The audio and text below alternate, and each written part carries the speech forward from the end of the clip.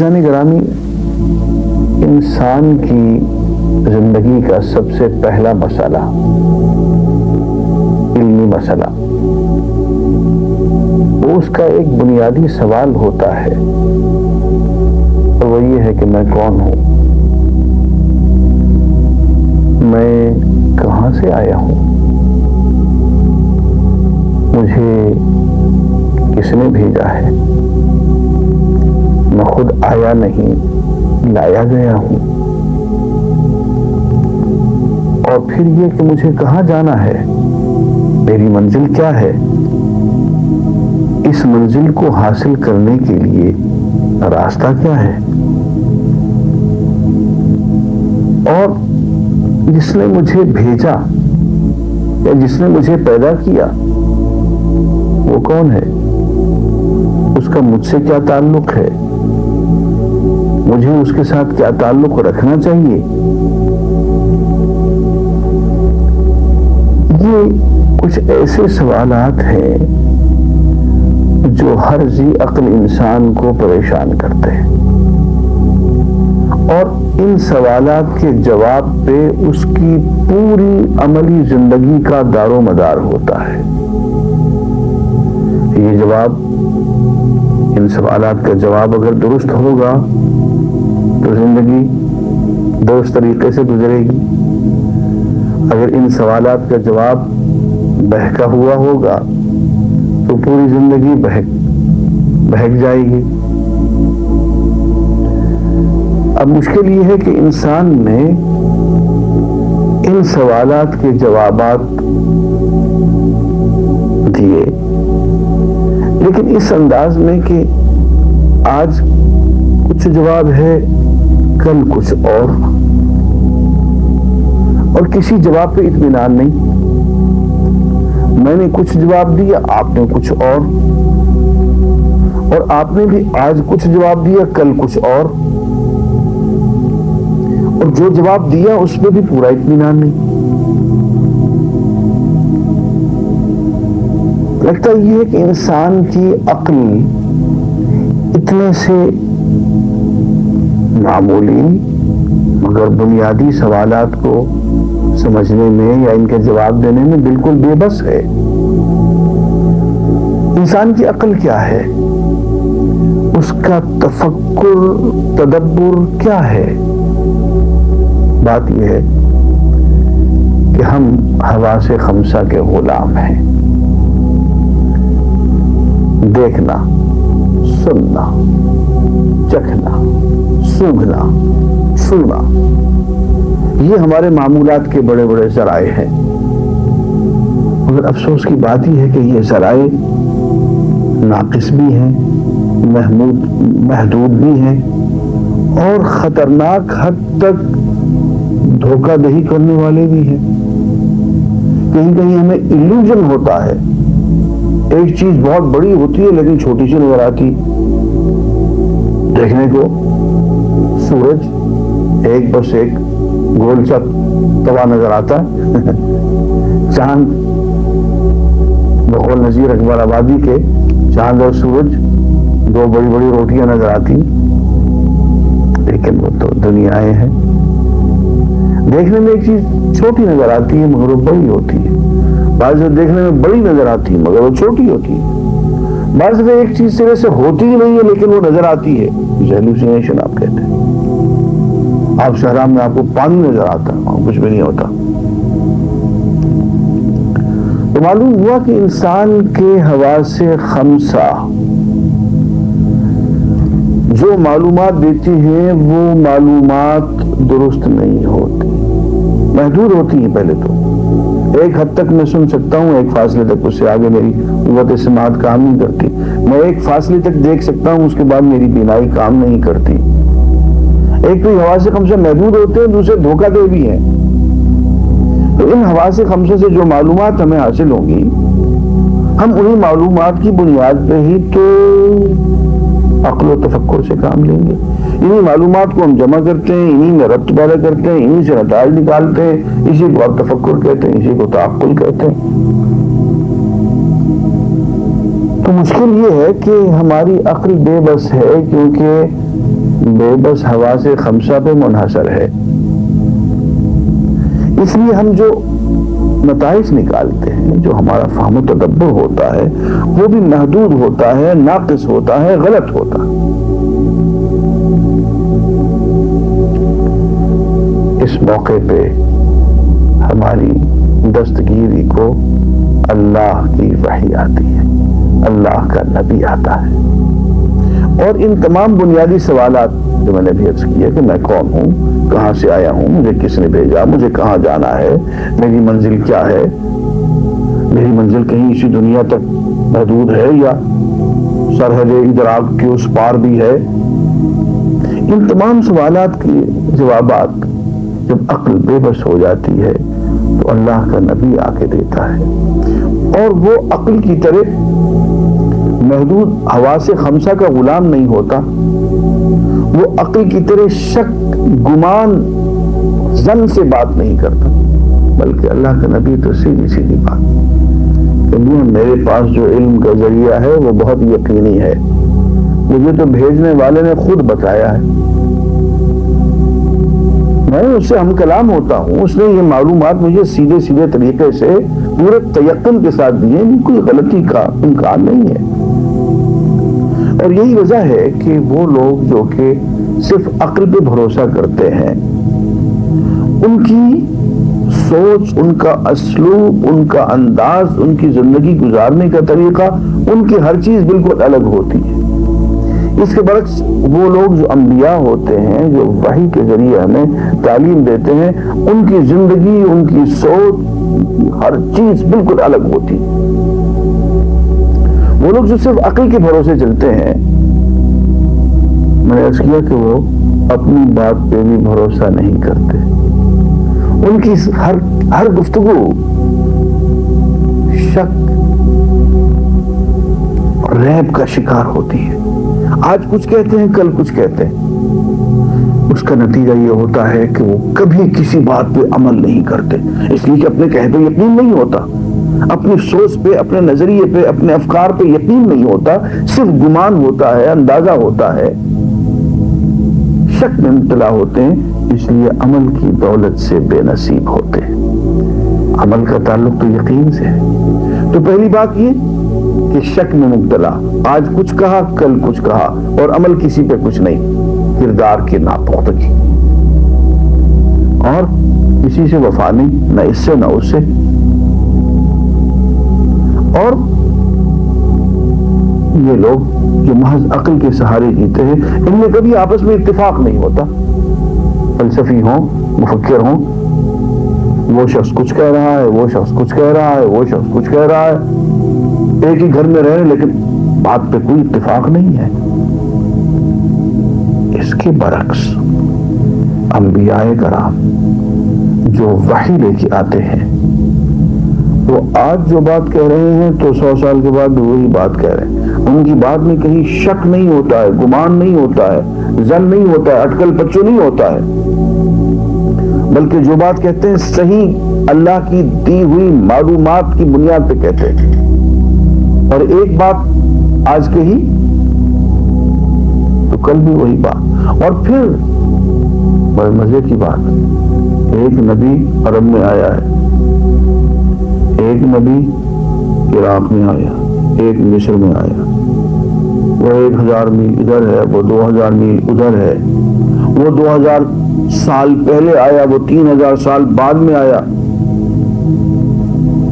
بات سب کی ایک، افکار سب کے ایک، عقائد سب کے ایک، ہزارہ سال کا فاصلہ، ہزارہ میلوں کا فاصلہ، لیکن بات سب کی ایک، متفق الخیال۔ پتہ چلتا ہے کہ سب کو ایک ہی ذات میں بھیجا، اور پھر جو کہتے ہیں اس کو کر کے دکھا دیتے ہیں، پوری کی پوری زندگی کردار کی پختگی کی علامت، سمبل آف کیریکٹر۔ اور پھر مزے کی بات یہ ہے کہ دنیا میں آپ کہیں بھی چلے جائیے، اس لیے کہ دنیا کا کوئی خطہ ایسا نہیں ہے جہاں کوئی نہ کوئی نبی نہ آیا ہو، وَإِن مِّن أُمَّةٍ إِلَّا خَلَا فِيهَا نَذِيرٌ، کوئی بھی امت، کوئی بھی قوم ایسی نہیں آئی جس میں اللہ نے اپنا نبی ڈرانے والا نہ بھیجا ہو۔ دنیا میں آپ کہیں بھی چلے جائیں، کہیں آپ کو صدق کی، اخلاق کی، امانت کی، دیانت کی، ایتھکس کی، انسانیت کی، باہم پیار محبت کی بات کہیں آپ کو اگر ملے گی تو اس کا آپ اگر سورس ڈھونڈیں گے کہ یہ کہاں سے آئی تو پتہ چلے گا کہ کہیں کوئی نبی بیٹھا ہوا ہے۔ ہر اخلاق کی بات کا، ہر خوبی کا، ہر حسن کا، ہر کمال و جمال کا مصدر و منبع جب بھی آپ ڈھونڈیں گے تو کوئی نہ کوئی نبی آپ کو ملے گا۔ عزیزان گرامی، پتہ یہ چلا کہ انسان اپنی عقل کے بھروسے پہ، حواس خمسہ کے بھروسے پہ، اپنے ظن و گمان کے بھروسے پہ اگر جیے تو وہ بھٹکا ہوا ہے، وہ بے عمل ہے، وہ بے کردار ہے، وہ بے اخلاق ہے، وہ بے یقین ہے۔ وہ ذات گرامی جو انسان کو علم اور یقینی علم اور ایمان اور پھر عمل اور پھر پختگی کردار اور اخلاق اور روحانیت اور انسانیت کی محبت عطا کرتی ہے، وہ نبی کی ذات ہوتی ہے۔ اس اعتبار سے دیکھا جائے تو انسان کی سب سے بڑی ضرورت، سب سے اہم ضرورت اللہ کا نبی ہوتا۔ یہی وجہ ہے کہ اللہ تعالیٰ نے ہم پہ احسانات تو بہت سے کیے ہیں، لیکن جس احسان کا خاص طور پہ ذکر کر کے وہ احسان ہم پہ جتایا ہے وہ نبی کی بعثت ہے صلی اللہ علیہ وسلم۔ قد من اللہ علی المؤمنین اذ بعث فیہم رسولا، اللہ نے مومنین پہ احسان کیا ہے جب ان میں ان سے ایک رسول بھیجا۔ تو رسول کی بعثت اللہ کا بہت بڑا احسان ہوتی ہے، اس لیے کہ رسول کے راستے سے انسان اللہ سے واصل ہو جاتا ہے، اللہ سے ہم کلام ہو جاتا ہے، اللہ کے پیغام کو، پیغام کو، تعلیم کو، نامہ کو وصول کرتا ہے، قبول کرتا ہے، اپناتا ہے، اس پہ عمل کرتا ہے۔ عزیزانی گرامی، نبوت کا اہم فائدہ یہ ہے کہ انسان جو تشکیک میں اور لا ادریت میں مبتلا تھا اس کو یقین کی دولت مل گئی، اب اس کے سامنے واضح منزل ہے، اس منزل تک پہنچنے کا راستہ ہے، طریق ہے، اس کو وہ اپناتا ہے، اور اس منزل تک پہنچنے کے لیے وہ ہر قربانی کرنے کو تیار ہے، اوروں کو ساتھ لے جانے کو تیار ہے، اوروں کے ساتھ محبت کر رہا ہے، ان کے لیے بھی قربانی کر رہا ہے۔ اس اعتبار سے نبوت انسان کی سب سے بڑی ضرورت ہے۔ اللہ تعالیٰ نے اس ضرورت کو پورا کیا۔ میں نے عرض کیا تھا کہ جس طرح سے اس دنیا میں بے شمار نعمتیں ہیں انسان کے جسم کے لیے، کھانے کی بے شمار نعمتیں، لباس ہزاروں طرح کے، مکانات سینکڑوں طرح کے، لیکن انسان صرف جسم ہی تو نہیں ہے، جسم تو سواری ہے، اصل سوار تو روح ہے، جسم تو لباس ہے، اصل تو انسان کی روح ہے۔ تو وہ ذات جس نے جسمانی نعمتیں بے حد و حساب بنائی، تو کیا روحانی نعمتوں کو سمجھانے اور سجھانے کے لیے اس نے کوئی بندوبست نہیں کیا ہوگا؟ روحانی نعمتوں کو سجھانے کے لیے اس نے اللہ کے نبی بھیجے۔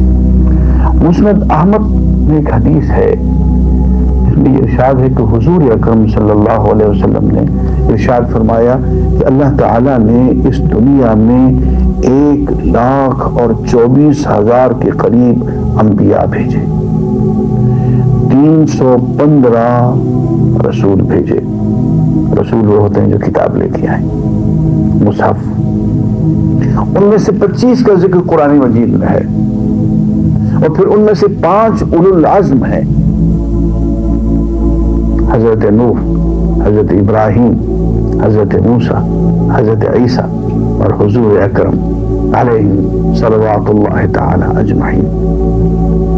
یہ اولو العزم رسول ہیں، اور ان میں ایک حضور اکرم صلی اللہ علیہ وسلم ہے جو خاتم النبیین ہے، افضل البشر ہے اور سید ولد آدم ہے۔ عزیزان گرامی، یہ جتنے انبیاء ہیں یہ سب راستے ہیں اس منزل کی طرف جسے ہم اللہ کہتے ہیں۔ اللہ کی ذات گرامی منزل ہے اور نبی کی ذات گرامی اس منزل کو راستہ ہے۔ مجھے کسی نے پوچھا کہ کس سے زیادہ محبت کی جائے، اللہ سے یا نبی سے؟ میں نے کہا اللہ کے بندے، دونوں میں فرق کیسے کرے گا؟ منزل کی طرف دھیان دے گا تو راستے کی طرف دھیان خود بخود ہو جائے گا، راستے کو زیادہ دھیان دے گا تو منزل کی طرف خود بخود لپکے گا۔ ان دونوں میں کہاں فرق کر سکتے ہو؟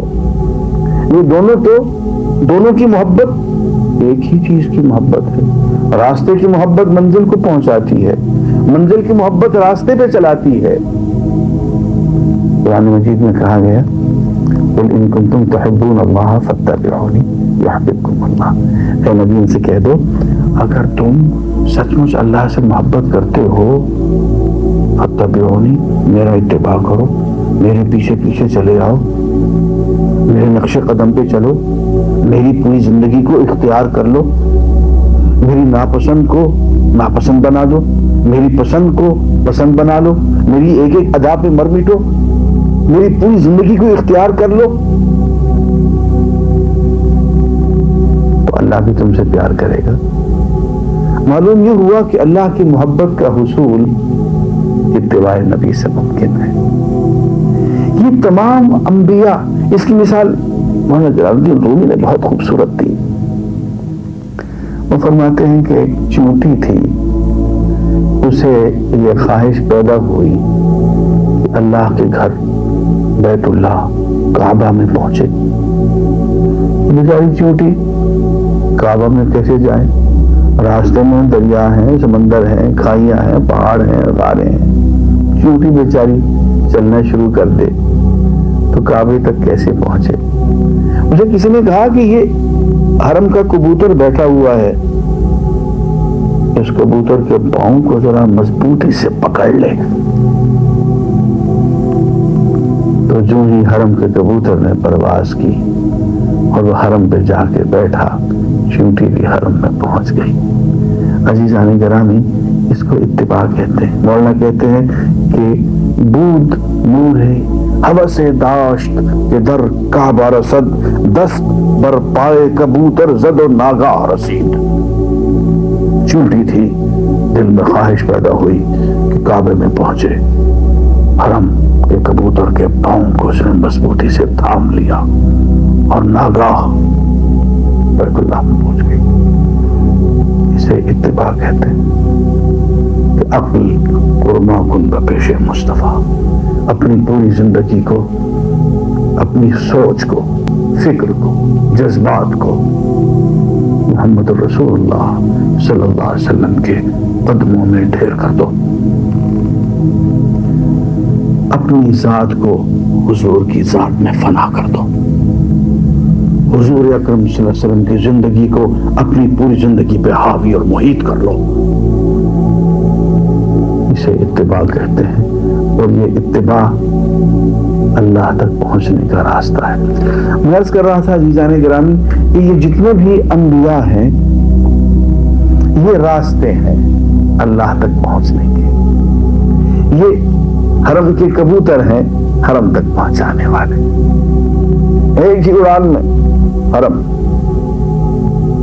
اور درمیان کی ساری کھائیاں، سارے دریا، ساری ندیاں، ساری اونچ نیچ سب برابر، پلک جھپک میں وہ وہاں پہنچ جاتے اور اپنے ساتھ چلنے والوں کو بھی پہنچا دیتے۔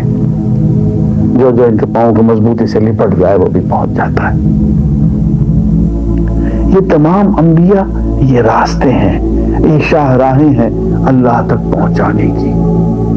1,24,000 راستے، سڑکیں، شاہراہیں سب اللہ کی طرف جا رہی ہیں جل جلالہ۔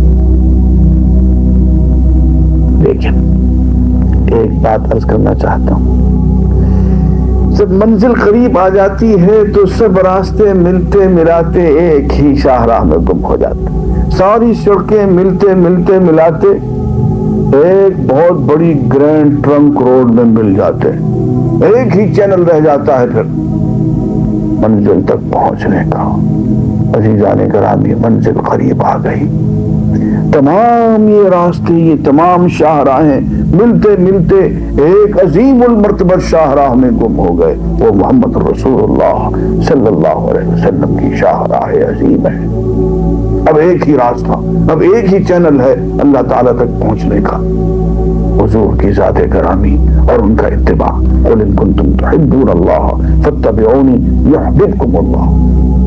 اے نبی صلی اللہ علیہ وسلم، ان کو بتا دو کہ اگر تم سچ مچ اللہ سے پیار کرتے ہو، تم نے اگر اللہ کو اپنا مقصود حقیقی ٹھہرا رکھا ہے، اسے منزل بنا رکھا ہے، وہاں تک پہنچنا چاہتے ہو، تبعونی، میرا اتباع کرو، میرے ساتھ چلے آؤ، میرے پیچھے پیچھے نقش قدم پہ چلے آؤ، میری پوری زندگی کو اختیار کر لو۔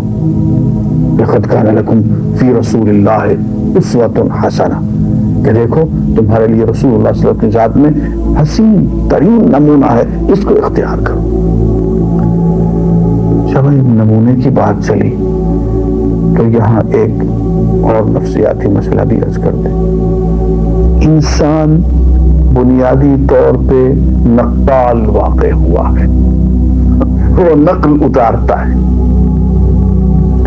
آپ اور کریں کہ ایک بچہ ویسے ہی بولتا ہے جیسے اس کے والدین بات کر رہے ہیں، وہ چلتا بھی اسی انداز میں ہے، ایک ایک عادت وہ اپنے والدین کی اپناتا چلا جاتا ہے، والدین کی شخصیت کو وہ اپنی شخصیت پہ محیط کر لیتا ہے، اپنی شخصیت کو ان کی شخصیت میں گم کر دیتا ہے، ان کے نمونے کو اختیار کرتا ہے، اس کو اتباع کہتے ہیں۔ اب اللہ تعالیٰ ایک سیدھی سادی بات کہتے ہیں، اور وہ یہ ہے کہ میاں دیکھو، ہو تو نقل تو تم اتارو گے، کسی نہ کسی کی زندگی کو تو اختیار کرو گے، کسی کو تو اپناؤ گے، کسی نمونے کو تو اپناؤ گے، اس کی پیروی کرو گے۔ تو میاں اس کا اتباع کرنے کی بجائے یا اس کا اتباع کرنے کی بجائے لو ہم ایک ذات گرامی تمہیں بتائے دیتے ہیں، اس کی سند دے دیتے ہیں کہ اس شخصیت کو اور اس کردار کو ہم نے اپنے ہاتھوں سے حسین ترین بنا دیا ہے، اسوہ حسنہ ہم اس کو قرار دیتے ہیں، اور اس ذات گرامی کی پوری زندگی کو اسوہ حسنہ ہونے کی ہم سند عطا کرتے ہیں۔ تو میں اتباع کرنا ہے تو انہی کا کرو۔ لقد کان لکم فی رسول اللہ اسوۃ حسنہ، تمہارے لیے حضور اکرم صلی اللہ علیہ وسلم کی ذات گرامی میں بہترین نمونہ ہے، اس کی پیروی کرو۔ یہاں پہ میں کروٹ سی مثال عرض کیا کرتا ہوں، وہ یہ ہے کہ ہمیں کپڑے سلوانے ہوں تو ہم ایک سلا سلایا اپنا کرتا، شلوار، واسکٹ جو بھی ہے ہم جا کے درزی کو دے دیتے ہیں، اور کپڑے کا تھان بھی دے دیتے ہیں۔ انہیں ایسے 3-4 جوڑے ہمیں بالکل ایسے ہی بازو ہوں، ایسے ہی بٹن ہوں، ایسے ہی کالر ہوں، یہی ناپ ہو، بالکل اتنی لمبائی، اتنی چوڑائی، سب کچھ یہی۔ ایک نمونہ ہم اس کو دے دیتے ہیں، ایک اسوہ اس کو دے دیتے ہیں، ان میں دیکھو ہمیں اس طرح کا جوڑا چاہیے، ایسی قمیص، ایسا کرتا، ایسی شلوار، ایسی ہی بو شرٹ، ایسی ہی واسکٹ، پینٹ، جو بھی ہے۔ اب درزی صاحب بہادر جو ہیں وہ ہمارے دیے ہوئے نمونے پہ تو سلائی نہیں فرماتے، اور اپنی مرضی سے اپنے ناپ کی، اور اپنی لمبائی بھی اپنی مرضی کی، اور چوڑائی بھی اپنی مرضی کی، اور کاج بھی اپنی مرضی کی، کالر بھی اپنی مرضی کی، اپنی پسند کے وہ لا کے سیکھے 5 جوڑے ہمارے سامنے پیش کر دینے چاہیے. اب جو پہنتے ہیں تو قمیص یہاں پھنستی ہے, شلوار وہاں پھنستی ہے. ہم کہیں گے میاں بات سنو, جو ہم نے تمہیں نمونہ دیا تھا تم نے اس نمونے کے مطابق یہ کپڑے نہیں سیے ہیں, مہربانی کر کے یہ کپڑے تو اپنے واپس لے جاؤ, اور جو تھان ہم نے دیا تھا تمہیں کپڑوں کا وہ ہمیں لوٹا دو. عزیزان گرامی, آخرت میں بس یہی سوال جواب ہوگا. آخرت کا حساب صرف اتنا سا ہے کہ اے انسان, میں نے تجھے دنیا کی ہر نعمت بطور امانت کے دی تھی. عقل, جذبات, صلاحیتیں, سب, مال, اولاد, اقتدار, یہ ساری نعمتیں ہم نے تمہیں دی تھی. یہ کہہ کے کہ دیکھو ان ساری نعمتوں کو بالکل اس طرح سے استعمال کرنا ہے جیسے محمد رسول اللہ صلی اللہ علیہ وسلم نے کر کے دکھایا. یہ نمونہ ہے. اقتدار میں آنا ہے تو اس طرح سے جیسے محمد رسول اللہ ہے, اور اقتدار کو سنبھالنا ہے اور اس کو نبھانا ہے ہیڈ آف اسٹیٹ کی حیثیت سے تو ایسے جیسے محمد رسول اللہ نے کر کے دکھایا. تاجر, استاد, ملازم, جو بھی کام کرتے ہو, والد, شوہر, ہمسایہ, دوست, محبوب, زندگی کا جو بھی رنگ, ہر طرح سے ہم نے یہ نمونہ تمہیں لیا ہے. ہر چیز میں تم کو یہ نمونہ اختیار کرنا تھا. جہاں جہاں تم نے یہ نمونہ اختیار کیا وہ تو ہے ٹھیک, اور باقی سب کو سب منہ پہ مار دیا جائے گا. اصل حساب اتنا ہے کہ کیا پوری کی پوری زندگی محمد رسول اللہ صلی اللہ علیہ وسلم کے دھب پہ گزار کے آئے ہو یا نہیں. یہی وہ بات ہے جسے علامہ رحمۃ اللہ علیہ کہتے ہیں کہ بمصطفیٰ برساں خیشرا یقین ہم اوست اگر باؤن رسیدی. تمام بولا کہ اپنے آپ کو محمد رسول اللہ صلی اللہ علیہ وسلم تک پہنچا دو, ان کی زندگی کو اپنا لو. کہ دین ہم اوست, کہ سارے کا سارا دین آپ کی ذات گرامی ہے, ان کا اتباع ہے. اگر حضور تک نہیں پہنچ پائے تو باقی سب بولا بھی ہے. وآخر دعوانا الحمدللہ رب العالمین.